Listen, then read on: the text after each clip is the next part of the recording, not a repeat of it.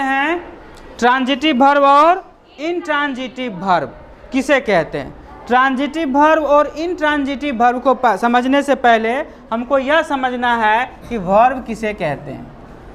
Verb किसे कहते हैं? वर्ब का अर्थ होता है क्रिया। वर्ब का अर्थ क्या होता है? क्रिया। जब हम किसी वाक्य को पढ़ते हैं तो उसमें कुछ ना कुछ काम होता हुआ नजर आता है। जब भी हम किसी वाक्य को पढ़ते हैं उसमें कुछ ना कुछ काम होता हुआ नजर आता है। जो काम हो रहा है उसे ही हम क्या कहते हैं? क्रिया कहते हैं। जो काम हो रहा है उसे ही क्या कहते हैं? क्रिया कहते हैं। ऐसे साधारण शब्दों में देखें तो क्रिया कितने प्रकार के होते हैं? 2 प्रकार के होते हैं। कितने प्रकार के होते हैं?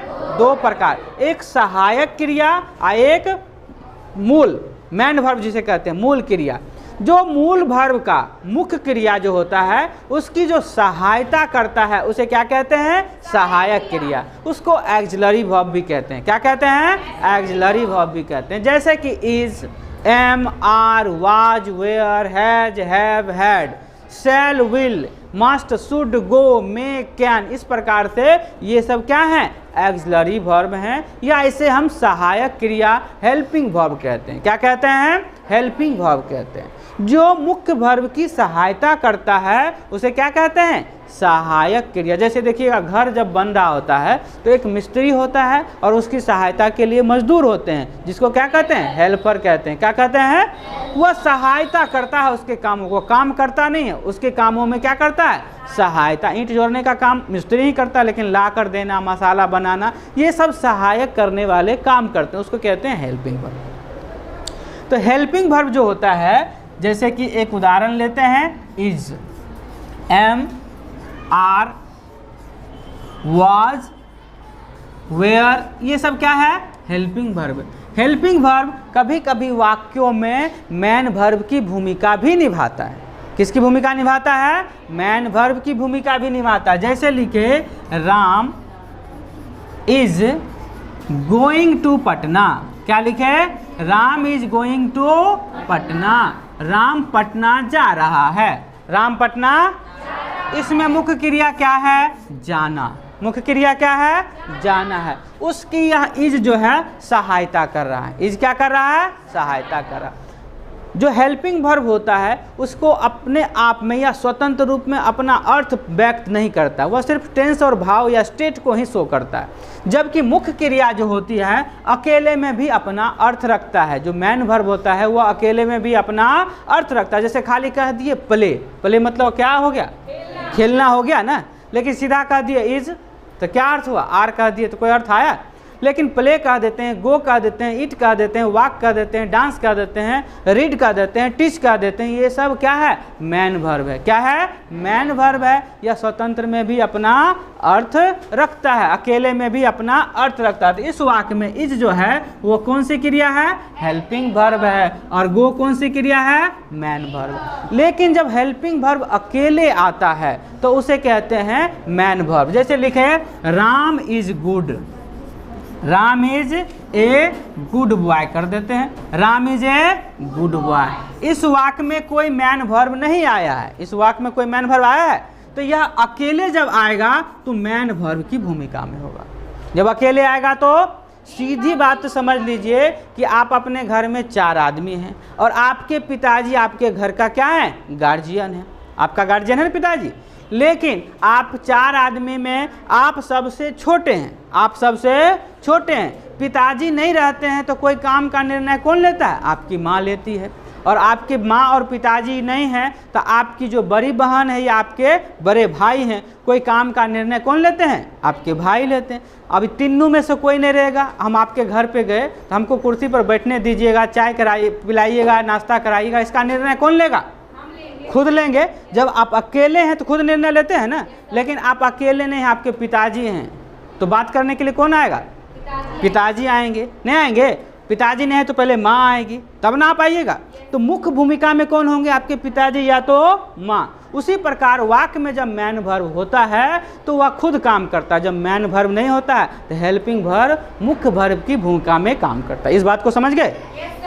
हमको पढ़ना क्या है? ट्रांजिटिव और इंट्रांजिटिव। लेकिन इसके बेस को समझना है। पहले वर्ब समझ गए, वर्ब दो प्रकार के, एक हेल्पिंग वर्ब, दूसरा मैन वर्ब। जो स्वतंत्र अर्थ रखता है उसे मैन वर्ब कहते हैं, और जो मुख्य वर्ब की सहायता करता है उसे हेल्पिंग वर्ब कहते हैं। लेकिन हेल्पिंग वर्ब जब अकेले प्रयोग होता है तो वह मैन वर्ब की भूमिका में होता है। एक वाक्य में दो वर्ब हो सकते हैं, तीन हो सकते हैं, दो हेल्पिंग वर्ब भी हो सकता है। देखिए जैसे लिखे Ram has a book, Ram has a book, Ram के पास एक किताब है, राम के पास।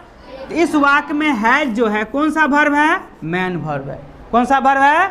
मैन वर्ब है। अब लिखिए राम हैज स्पोकन, या साधारण देते हैं, Ram has played cricket, Ram has played cricket. तो इस वाक्य में प्ले मैन वर्ब आ गया है और तब हैज है, तो इस वाक्य में हैज क्या होगा? हेल्पिंग वर्ब होगा, और प्लेड क्या हो जाएगा? मैन वर्ब हो जाएगा। क्या हो जाएगा? अब देखिए अगर वाक्य ऐसा हो जाए, परफेक्ट टेंस में चले जाएं, Ram has been reading, Ram has been reading this book, बड़ा सेंटेंस होता है, सिंस मॉर्निंग ऐसा कुछ दिया रहे सेंटेंस, तो देखिए हैज भी है, बीन भी है और रीडिंग भी है। ये अंतिम में जो होगा वही क्या होगा? मैन वर्ब होगा। अंतिम में जो होगा वह क्या होगा?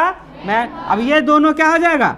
हेल्पिंग। तो एक वाक्य में दो हेल्पिंग वर्ब हो सकते हैं, जैसे एक मिस्त्री है तो उसका दो हेल्पर रहता है ना, तीन हेल्पर रहता है ना, हो सकता है। लेकिन एक घर में एक ही गार्जियन होगा, मुख्य गार्जियन क्या होगा? एक ही होगा। वह नहीं होगा तो दूसरा हो जाएगा, नहीं होगा तो, जैसे अगर आपके पिता घर में दादाजी भी रहते हैं तो सबसे बड़ा निर्णय कौन लेंगे? दादाजी। मुख्य गार्जियन कौन हुए? जो अंतिम है वही सबसे मुख्य होते हैं। तो जब अधिक वर्ब आ जाए तो अंतिम में जो वर्ब होगा वही क्या होगा? मैन वर्ब होगा, जिस पर पूरा सेंटेंस निर्भर करेगा। बात समझ में आ गया? Helping verb. तो एक से अधिक भी हेल्पिंग वर्ब एक वाक्य में हो सकते हैं। इतना समझने में कि नहीं कोई दिक्कत? देखिए आगे देखते हैं। अब हम ट्रांजिटिव वर्ब और इंट्रांजिटिव वर्ब। ट्रांजिटिव वर्ब किसे कहते हैं? ऑब्जेक्ट के बारे में इसलिए आप लोग को पढ़ाए थे कि ऑब्जेक्ट से ही पता लगता है कि इस वाक्य में यह ट्रांजिटिव वर्ब है या अब मैन वर्ब समझ में आ गया किसी को? कोई दिक्कत? अभी जो ट्रांजिटिव इंट्रांजिटिव होगा सब मैन वर्ब वाला ही होगा। तो देखिए Ram pledge cricket, Ram pledge cricket, Ram cricket खेलता है। अब देखिए ये सब्जेक्ट हो गया और ये वर्ब हो गया और ये ऑब्जेक्ट हो गया। तो समझ में आ गया? क्रिया का फल जिस पे पड़ता है उसे क्या कहते हैं? ऑब्जेक्ट कहते हैं। तो देखिए ध्यान रखना है कि आपसे एग्जाम में पूछेगा कि इस वाक्य में प्ले जो है यह ट्रांजिटिव वर्ब है या इंट्रांजिटिव वर्ब है। तो कैसे पता लगाएंगे? जिस वाक्य में ऑब्जेक्ट आएगा वह वर्ब कौन सा वर्ब हो जाएगा? ट्रांजिटिव वर्ब हो जाएगा।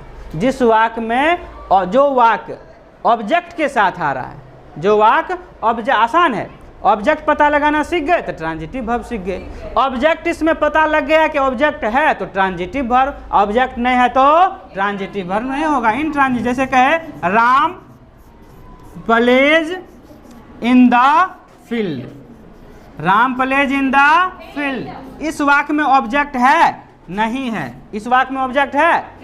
ऑब्जेक्ट का कैसे पता लगाते हैं? व्हाट या हुम के साथ। क्या खेलता है? पता नहीं लग रहा है। इस वाक्य में ऑब्जेक्ट नहीं है तो यह कौन सा वर्ब होगा? इंट्रांजिटिव वर्ब होगा। कौन सा वर्ब होगा? इसी पर आपको एक नंबर आ जाएगा। इतना जो बताए आपको, सब्जेक्ट वर्ब ऑब्जेक्ट, बस इसी चीज़ को सीखने के लिए आपको इतना ही पूछेगा। अगर किसी वाक्य में ऑब्जेक्ट है तो वह वर्ब जो मैन वर्ब होगा वह, अर्थात समझिए कि वैसा वर्ब जो ऑब्जेक्ट के साथ आता है ट्रांजिटिव वर्ब है, और बिना ऑब्जेक्ट के आता है तो इंट्रांजिटिव वर्ब। एक लाइन में ऑब्जेक्ट के साथ आएगा तो ट्रांजिटिव और ऑब्जेक्ट के साथ नहीं आएगा तो इंट्रांजिटिव। कोई दिक्कत समझने में? किन्हीं को ऑब्जेक्ट पर निकालना समझ गए? वर्ब सब कौन है समझ में आ गया? सब्जेक्ट कौन है समझ में आ गया? कोई दिक्कत किन्हीं को? बना लीजिएगा, इसको लिख लीजिए, इसको तब बनाने के लिए देते हैं। लोग हैं गधे।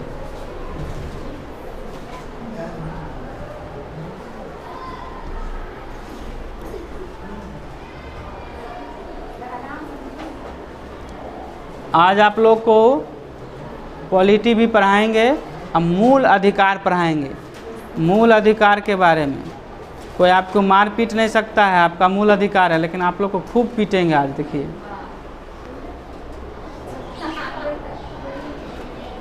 ठीक है, दांत दिखाने से काम नहीं।